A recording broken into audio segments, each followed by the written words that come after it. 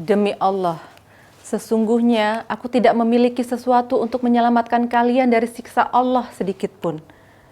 Hanya saja kalian adalah kerabatku, maka aku akan menyambung tali kerabat tersebut.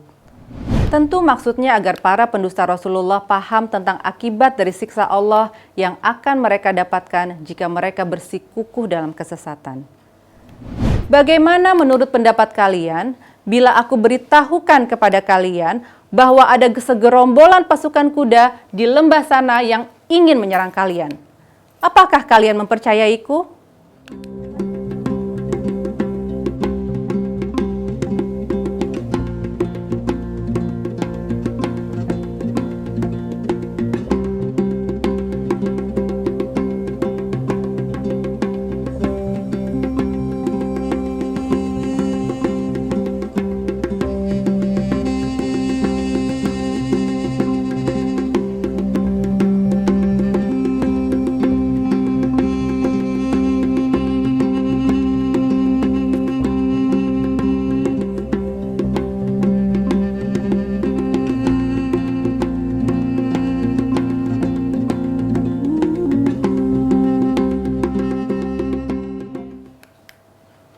Assalamualaikum warahmatullahi wabarakatuh.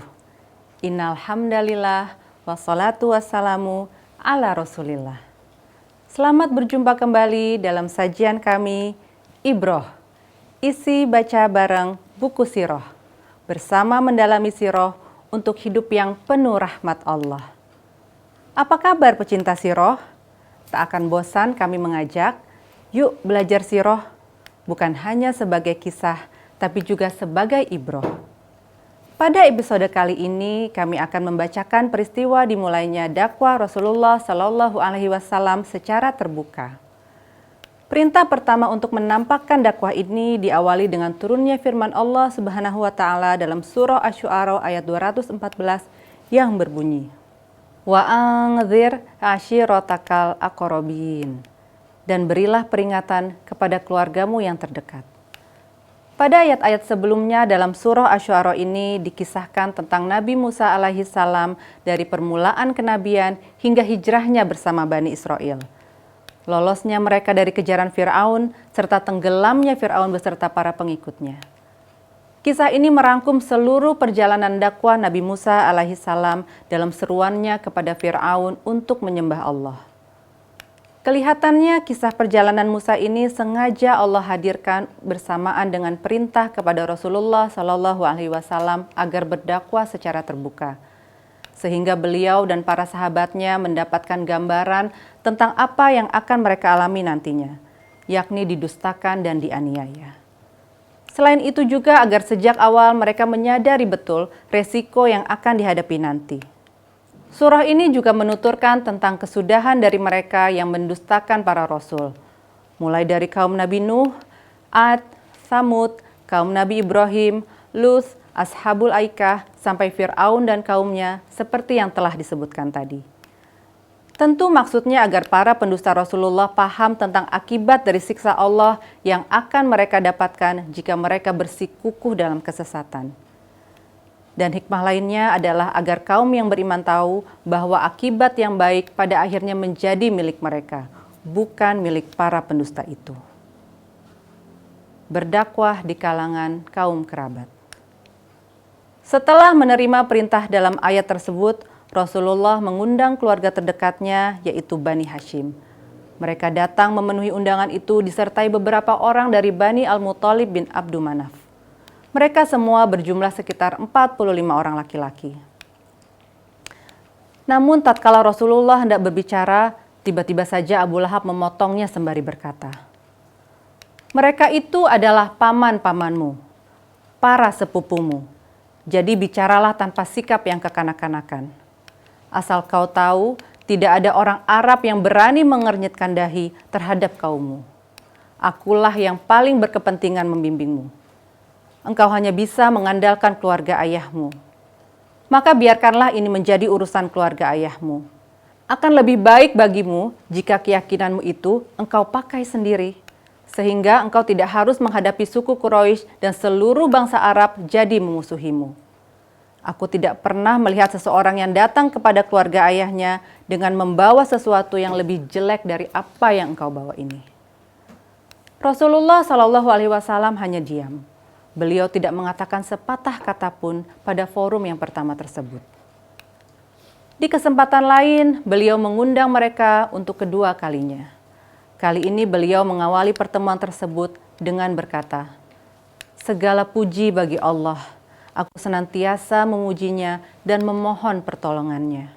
Aku beriman kepadanya dan berserah diri kepadanya. Aku bersaksi tiada ilah yang berhak disembah selain Allah semata.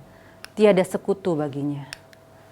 Kemudian Rasulullah melanjutkan, "Sesungguhnya seorang pemimpin tidak mungkin membohongi keluarganya sendiri.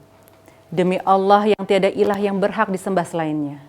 Sesungguhnya aku adalah utusan Allah kepada kalian dan kepada seluruh umat manusia. Demi Allah, kalian akan benar-benar mati sebagaimana kalian tidur nyenyak, dan kalian akan benar-benar dibangkitkan sebagaimana kalian bangun dari tidur. Kalian pasti akan dimintai pertanggungjawaban atas segala yang kalian perbuat, sedangkan pilihannya hanyalah surga yang abadi atau neraka abadi." Kemudian Abu Thalib berkomentar, "Alangkah senangnya jika kami bisa membantumu, menerima nasihatmu, dan membenarkan kata-katamu. Mereka yang merupakan suku-suku dari pihak bapakmu telah bersepakat, dan aku hanyalah salah seorang di antara mereka. Namun, akulah orang yang pertama kali mendukung apa yang kau inginkan. Maka teruskanlah apa yang telah diperintahkan kepadamu. Demi Allah, aku akan selalu melindungi dan membelamu. Akan tetapi, diriku tidak memiliki cukup keberanian untuk berpisah dengan agama Abdul Muttalib ini." Saat itu juga Abu Lahab berkata, "Demi Allah, ini merupakan aib besar. Ayo cegahlah dia sebelum dia berhasil menyeret orang lain." Abu Thalib menjawab, "Demi Allah, sungguh selama kita masih hidup, kita akan terus membelanya." Panggilan dari atas Bukit Sofa. Setelah yakin tugasnya menyampaikan wahyu Robnya telah mendapat perlindungan dari pamannya Abu Thalib, Nabi Shallallahu Alaihi Wasallam suatu hari berdiri tegak di atas Bukit Sofa sembari berteriak, "Wahai Sobahah!" Sobahah adalah panggilan untuk orang-orang agar berkumpul di waktu pagi. Lalu berkumpullah suku-suku Quraisy. Kemudian beliau mengajak mereka kepada tauhid, beriman kepada risalah yang dibawanya, dan kepada hari akhir. Imam Al-Bukhari telah meriwayatkan satu sisi dari kisah ini, yaitu hadis yang diriwayatkan dari Ibnu Abbas yang berkata, "Tatkala turun ayat yang berbunyi, dan berilah peringatan kepada keluargamu yang terdekat, Nabi naik ke atas Bukit Sofa lalu memanggil-manggil, 'Wahai Bani Fihr, wahai Bani Adi!' Seruan ini ditujukan kepada suku-suku Quraisy. Kemudian tak berapa lama mereka pun berkumpul. Karena pentingnya panggilan itu, seseorang yang tidak bisa keluar memenuhinya mengirimkan utusan untuk melihat apakah gerangan yang terjadi. Maka tak terkecuali Abu Lahab dan kaum Quraisy pun ikut berkumpul juga. Kemudian Rasulullah berbicara, "Bagaimana menurut pendapat kalian bila aku beritahukan kepada kalian bahwa ada segerombolan pasukan kuda di lembah sana yang ingin menyerang kalian? Apakah kalian mempercayaiku?" Lalu mereka menjawab, "Ya, kami tidak pernah tahu tentang darimu selain kejujuran." Dan beliau berkata, "Sesungguhnya aku adalah seorang pemberi peringatan kepada kalian terhadap azab yang amat pedih." Kemudian Abu Lahab menanggapi, "Celakalah engkau sepanjang hari ini. Apakah hanya untuk ini engkau mengumpulkan kami?" Maka seketika itu turunlah ayat, "Binasalah kedua tangan Abu Lahab." Surah Al-Lahab ayat pertama. Imam Muslim meriwayatkan satu sisi yang lain dari kisah tersebut, yaitu riwayat Abu Hurairah radhiyallahu anhu yang berkata, tatkala ayat yang berbunyi dan berilah peringatan kepada keluargamu yang terdekat ini turun, Rasulullah Shallallahu Alaihi Wasallam mendakwahi mereka baik dalam skala umum maupun skala khusus. Beliau berkata, "Wahai orang-orang Quraisy, selamatkanlah diri kalian dari api neraka. Wahai Bani Ka'ab, selamatkanlah diri kalian dari api neraka. Wahai Fatimah binti Muhammad, selamatkanlah dirimu dari api neraka. Demi Allah, sesungguhnya aku tidak memiliki sesuatu untuk menyelamatkan kalian dari siksa Allah sedikit pun. Hanya saja kalian adalah kerabatku, maka aku akan menyambung tali kerabat tersebut. Teriakan yang keras ini merupakan puncak penyampaian dakwah. Rasulullah telah menjelaskan kepada orang-orang yang memiliki hubungan terdekat dengannya bahwa membenarkan risalah yang dibawanya tersebut merupakan hal terbaik dari hubungan antara dirinya dan mereka. Demikian pula bahwa fanatisme kekerabatan yang dibudayakan oleh orang-orang Arab akan meleleh di bawah kekuatan peringatan yang datang dari Allah tersebut. Seruan itu terus berdengung seantero Mekah hingga turun firman Allah Subhanahu wa Ta'ala. Maka sampaikanlah olehmu secara terang-terangan segala apa yang diperintahkan kepadamu, dan berpalinglah dari orang-orang musyrik. Surah Al-Hijr ayat 94. Kemudian Rasulullah Shallallahu Alaihi Wasallam langsung bangkit menyerang berbagai khurafat dan kebohongan syirik, menyebutkan kedudukan berhala dan hakikatnya yang sama sekali tidak memiliki nilai.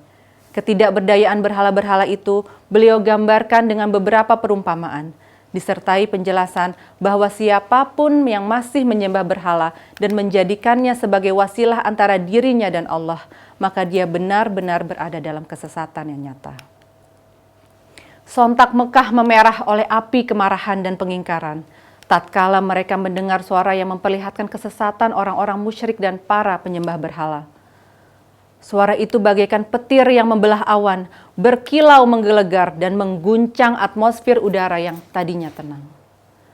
Orang-orang Quraisy bangkit untuk menghadang revolusi yang datang secara tidak terduga ini dan yang dikhawatirkan akan merusak tradisi turun-temurun mereka. Mereka bangkit karena menyadari bahwa makna iman yang beliau serukan adalah penafian terhadap ketuhanan selain Allah, bahwa makna iman kepada risalah dan hari akhirat adalah ketundukan dan kepasrahan secara total, sehingga mereka tidak lagi mempunyai pilihan terhadap diri dan harta mereka, terlebih lagi terhadap orang lain. Implikasinya, iman itu melenyapkan kepemimpinan dan kedudukan mereka di atas semua bangsa Arab, yang sebelum itu juga menggunakan label agama. Mereka harus menerapkan keridhaan sesuai dengan keridhaan Allah dan Rasul-Nya, harus menghentikan berbagai bentuk kezaliman yang sebelum itu biasa mereka lakukan untuk menindas rakyat awam. Selain berbagai macam keburukan yang selalu mereka lakukan baik pagi maupun petang. Mereka menyadari semua ini. Namun apa yang dapat mereka perbuat untuk menghadapi orang yang paling jujur dan paling terpercaya ini? Menghadapi gambaran tertinggi dari nilai kemanusiaan dan akhlak yang mulia ini.